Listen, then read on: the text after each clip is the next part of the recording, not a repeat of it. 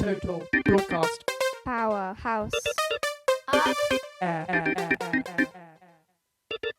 Featuring Tully. Erica. Sophie. Hello and welcome to Up Air Radio. My name's Tally and with me are Sophie and Erica. Hi!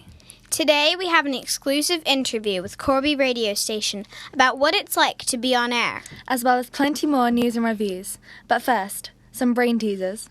5 pieces of coal, a carrot, and a hat are left on the ground. No one put them there, yet there is a perfectly logical explanation why they're there. Why is that? Number 2.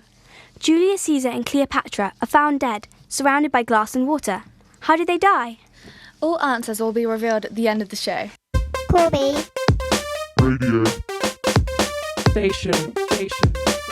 On Tuesday the 4th of August, students from Total Broadcasting Powerhouse got exclusive access to Corby radio station, where they asked members of staff about themselves, their jobs, and what are the issues of running a community radio station.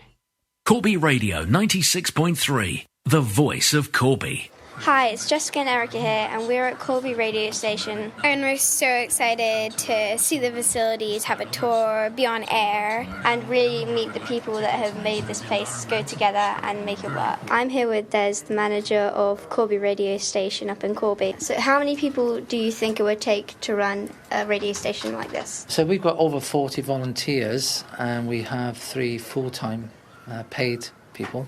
But obviously the more volunteers you have, the better, because it makes it so much easier that they can share the workload. When you say you're a community radio, how do you qualify to be the stage above that? The stages are, you've got independent radio stations like Connect, okay, who cover a bigger area. So they'll cover, Corby is part of their remit as well. So you've got Corby, Kettering, Wellingborough. They cover a much bigger area, right? That's why they have a bigger power rating.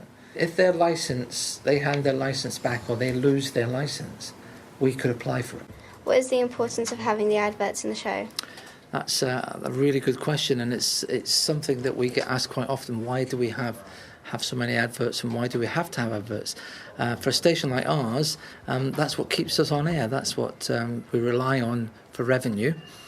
Without that, we wouldn't be able to play the music and do everything else that we do in between. So it's crucial to the survival of the station. How many adverts would you say you do a day? Oh, crikey, lots. It depends on how busy we are, how many adverts we sold. At the moment, we've got a full book, so 70 ads a day on average. We went live with DJ Terry and asked her a few questions. Would you encourage others to become a presenter? Absolutely. No doubt about it whatsoever. It's very good confidence builder. At my age, I never thought I would ever, in a million years, learn a new skill, which I have done, which for me is a personal progression, because what I did before was a million miles away from anything like this. How does social media impact your job? Yeah, quite heavily, actually. Corby Radio has its own Facebook page and we have our own Twitter account. After the tour, we all had a go at broadcasting ourselves. Here's an example. I Did Adventure are currently running a crowdfunding campaign which will allow them to open a climbing centre in Corby. I Did is a community interest company which is not for profit, and their aim is to build a public bouldering centre in Corby which offers indoor rock climbing for all ages and abilities. Then Des told us about the academy. We have 2 academies. We have a 13 to 19-year-old academy that we run once a week on a Wednesday night, and we also have schools academy that come in through the days, and more workshops than the academy, but they do the same thing as on the academy. And on the academy they will learn a little bit about basic broadcasting skills. A big thanks to Des and the team for inviting us to Corby radio station. Coming up, Sophie and Tally will be discussing the local news and sport, and we'll be telling you about the things to do and see in East Midlands. Sophie, Erica and I also went to interview local businesses in the Uppingham community to hear their views on Uppingham. This will also be coming on later in the show. Up News. Youngsters around Uppingham are getting very excited as the new Uppingham State Park is set to open later this month. However, there have been some delays as people were sneaking around onto the site before it officially opened. A member of the public was attacked outside a Harley-Davidson motorcycle garage in Uppingham on Saturday. The victim was later taken to hospital with severe head injuries, although they are not believed to be life-threatening. Now for some brighter news. 90-year-old RAF veteran John Weston has celebrated his birthday with a wing walk ascending 152 metres into the air while strapped to the upper wing of a 1942 biplane. The veteran had to lose weight for the challenge, in which he was raising money for the Alzheimer's Society.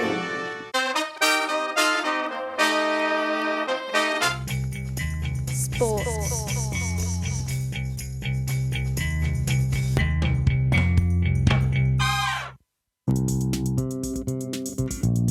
There is a big week of sports up ahead for the local teams, with all the football leagues kicking off this weekend. In the Premier League, Leicester City are looking to finish stronger than they did last season. In other sporting news, the Leicester Tigers have got 5 players vying for places in the England Rugby World Cup squad, with the opening fixture starting on the 18th of September. This Ashes series is promising to be a memorable one, with the score 2-1 to England. This gives England a chance to wrap up the series in what is shaping up to be a thrilling 5 days.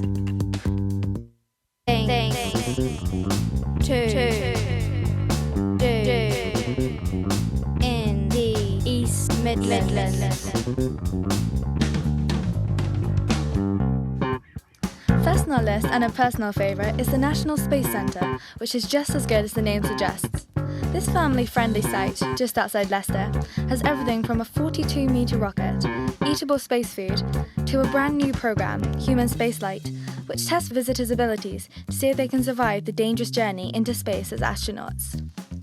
Second is the Rutland Water Centre, which is not only home to a beautiful nature reserve and reservoir, perfect for sightseeing, walking and cycling, but also holds welcome all events every week, like the Nature Detectives and Osprey Cruise coming up in the week ahead. Last but not least is the Welford Road Stadium, the home to the rugby team I'm sure you've all heard of, the Leicester Tigers. This is obviously a golden day out for all fans, but even if you don't know much about rugby, you can just sit back and enjoy a drink, a laugh, and the great atmosphere that makes these things so popular. Uppingham Summer School. Summer School.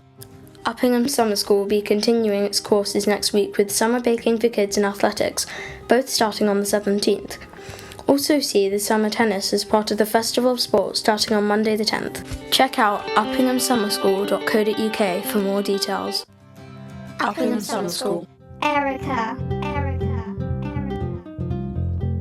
Coming up now, you will hear a selection of interviews with local Uppingham businesses. Places to go in Uppingham. Hello, I'm Nick from Uppingham Antique Centre in the middle of the High Street in Uppingham. My name is Max Waterhouse and I'm a writer and a researcher at Goldmark Gallery. And I work at Baines Bakery. What's the main products that you sell? Well, a bit of everything really. Bread, cakes, quiche, bacon rolls, sandwiches. Well, we're an antique centre and we're sort of one of the biggest antique centres in the country, so people come to see a really wide range of objects. So we have things from a couple of pounds to £10,000 or £15,000. So there's books, there's furniture, mirrors, clocks, jewellery, everything, and we really welcome people to come and browse around. Specialise mostly in prints, artist prints, but we also recently have become one of the major galleries for selling ceramics, so pots. We've got lots of pots by British potters, Japanese potters. Where do you source these items from? Well, we're an antique centre, so we have about 50 or 60 different dealers in here who source their items from all around the country and probably beyond that. And I'm mainly, myself, I like furniture and mirrors and interesting objects, and I go all over the UK to find objects.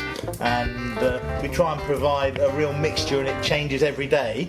And we're open 364 days of the year, every day except Christmas Day. We get art from all over the place. We have people who've bought things before who come in and show us things. We have people in London who we go to look at. We can get things in books. We get things all the time. We're not really one way. We get it any way it comes through the door. Well, breads and cakes are homemade, pasties and things. Everything really is homemade other than crisps and drinks and jams. Why are antiques important to you? Why are they important to me? Well, I suppose I'm quite a traditional Brit, really, and they're sort of we're a little time capsule of British life and also other parts of the world. So we do have, for example, at the moment, quite a lot of Chinese porcelain in. So I like the sense of history with it, and I like how things are made. So it's in a way, it's like being a Time Lord and going back 200 or 300 years. So upstairs we saw the work of Mike Dodd. Yes. How long is that going for, and what's that all about? The exhibition's been going on for a couple of months now. It started in June, I think. We've been working with Mike for quite some time now, I think since possibly 2007. He's one of the group of British potters that we work with very closely. He's a lovely guy from Glastonbury, and he makes beautiful, functional pots. Are you an artist yourself? Do you make any art, or are you mainly just an admirer?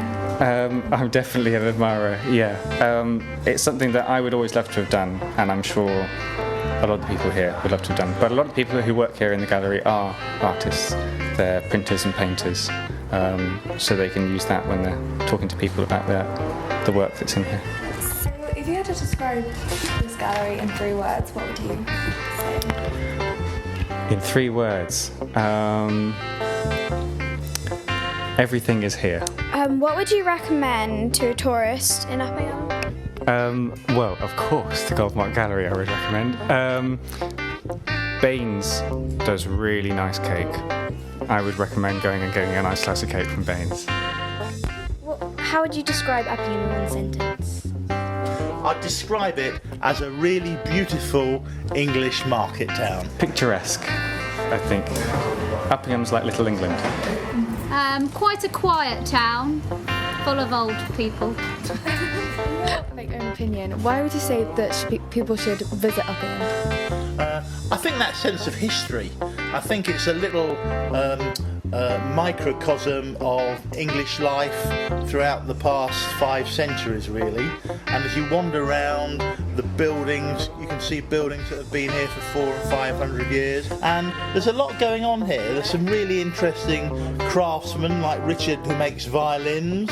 And we have the guy who lives in the town, James, who made the marble for Richard III's tomb in Leicester. So there's a wealth of talent here.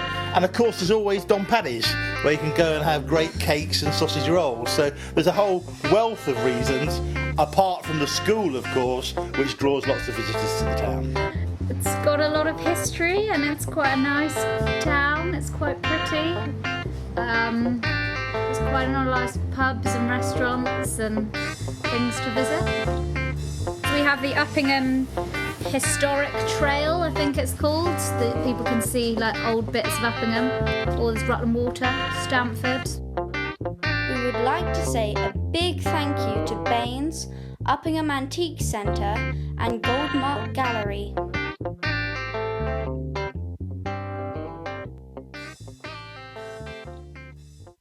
Erica. Now we have a song review of the #1 UK hit, Black Magic. All the girls on the block knocking at my door. Wanna know what it is, make the boys want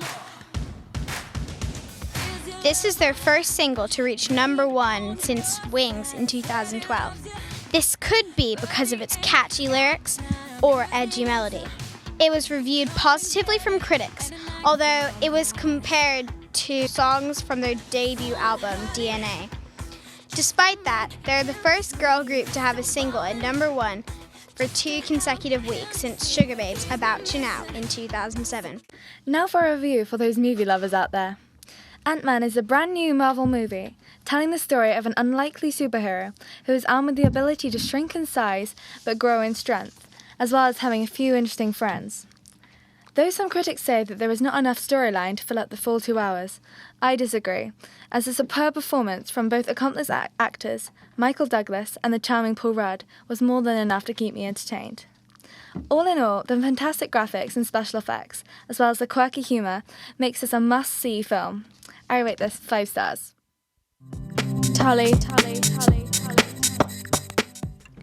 Now we have the number 1 games review on the UK App Store, Angry Birds 2. In the first couple of levels, the game tells you how to shoot correctly, which people found helpful, which is a feature not found in Angry Birds 1. There are additional new features, including better quality graphics and the ability to collect birds that turn into cards. The birds also have special powers. Although Angry Birds 2 had some glitches, it was rated 4.6 stars on the App Store and on Google Play. Next, we will be revealing the answers for the brain teasers. But first, we'll recap the questions. The first question was, 5 pieces of coal, a carrot and a hat are left on the ground. Nobody put them there, but there is a perfectly good explanation why they are there. Why is that? The answer is... a snowman melted. Number 2. Julius Caesar and Cleopatra are found dead, surrounded by glass and water. But how did they die? The answer is... a cat knocked over the glass tank where Julius and Cleopatra lived. They were fish. That was the end of the show, folks. We hope you enjoyed it. And that you tune in next time on Total Broadcasting Powerhouse Up Air. Bye!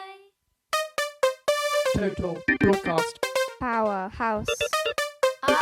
Air.